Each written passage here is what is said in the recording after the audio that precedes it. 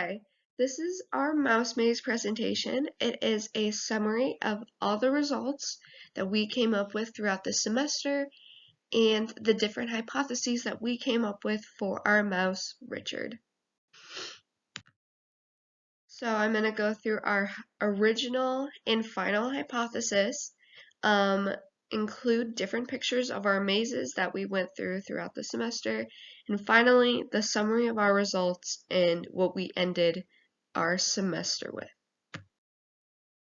So, our original hypothesis was Richard will choose the more difficult maze route if treats are placed throughout instead of choosing the easy maze route with only one treat. Richard was a stickler about not doing what we wanted him to do for our hypothesis, which is understandable. He's a live animal and we took him out of his home and he was upset. It was very different and we really tried to work with him and picked apart our original hypothesis to see if anything we did, including changing the layout, changing the hypothesis, changing the food we were giving him, if any of that changed his behavior of instinctually hiding. Finally, at the end, we got to our new hypothesis, which was Richard would spend more time on the hard side with food provided than the easy side with no food provided. It was similar to our first hypothesis, but experimentally, we did change it a lot, which I will go to when we get to that slide. So our first example of the maze was very easily a hard side and an easy side, and as you can see, the hard side has a lot more Fruit Loops provided, and the easy side only has one. Our goal for this maze was to get him to go through the maze. As you can see, our final Fruit Loop on the easy side was by the other end of the maze, since we originally started him on the right side. He was not interested in the food whatsoever. He would sniff it, maybe take a nibble, but that toilet paper roll that you see in there, he would primarily hide in and refuse to leave. And he really didn't jump through the yellow walls unless he was getting to that tubing. But besides that, he really wasn't interested in going through either the hard side or the easy side. Our second example, which we tried working with, and we changed our hypothesis a little, where we just wanted to see how much he would stay on one side or if he would pick one side over the other, but still wanting him to complete the maze. We took away the tunnel to see if this would stop his habit of hiding, so he would actually try to explore, attempt to go through the maze, and eat the food that we provided. We gave him Fruit Loops again, but additionally, as you can see towards the bottom, we did try to do sunflower seeds as well, which he was kind of interested in. We did dog treats, which he was interested in the beginning, but ended up not a fan towards the end of all of our experiments.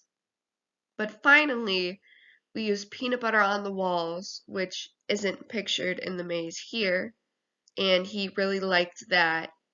And it was a good motivator to go through the maze, but he was still having trouble wanting to actually explore and go through either the hard side or the easy side.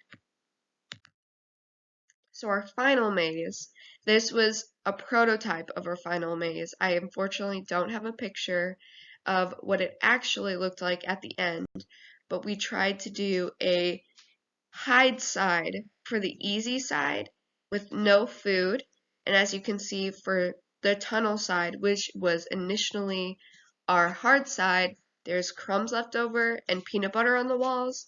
We used dog treats and peanut butter as a motivator to have him go through. And for this, although it's not pictured, we put up some more of those yellow walls to motivate him to go through. And also, we did additionally in one of our prototypes put in another piece of tubing to see if that would change how he goes through and if he'd still just go to the hide side. With our final maze, we originally were tracking which side he would go to first, if he would go to the hard side, or if, because it was the first one he would go out to, or if he would go to the hard side and then choose to cross over to the easy side or the hide side. And we were tracking that. After that, we chose to see how many times he flipped between the two. And after that, since it was hard keeping track of all the tallies, we ended up tracking how much time he actually spent on either sides, which we did with a stopwatch.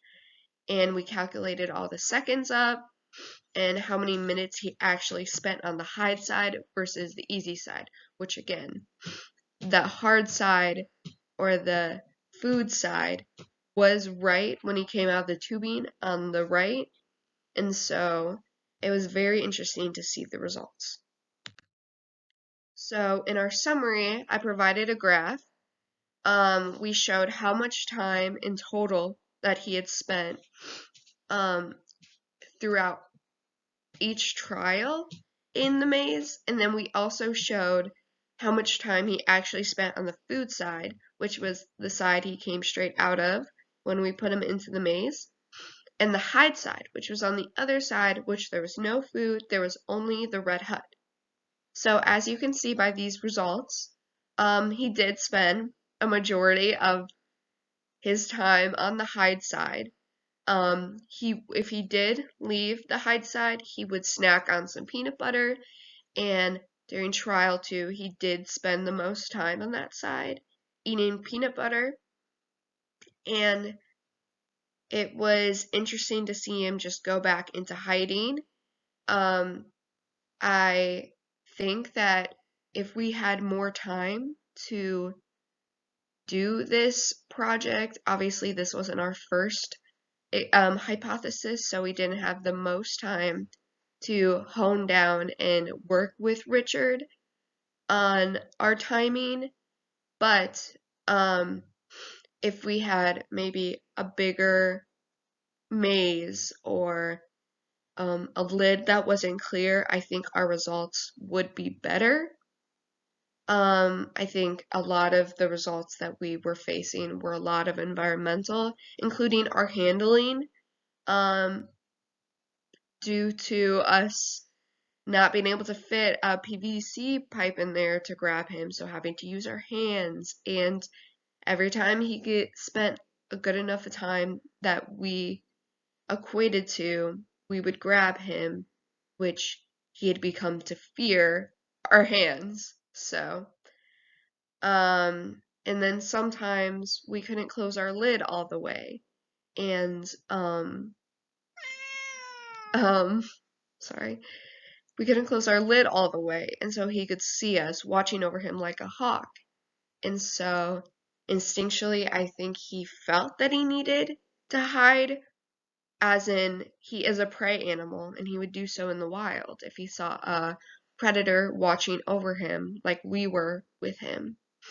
Obviously, he was eating, and who knows, maybe he ate too much and he didn't want to eat anymore, or maybe he just wanted to take a nap and he was tired. There are a lot of factors that added up to him spending a majority of the time on the hide side. But in summary, I think if we had different tools or facilities for the mouse maze, I think we could possibly provide information to support our hypothesis. But otherwise, Richard was a stickler, and he really gave us a run for our money. But I thought the project was very educational, and it was interesting coming from someone who's been in lots of psychology classes to see how hard it is actually to plan out one of these experiments through a control, dependent, and independent variable perspective. I provided all my sources, and additionally to show how much I enjoyed working with Richard, I did take a picture of him with him throughout the semester. So that is the end of my presentation, and I hope you have a great rest of your day. Thank you.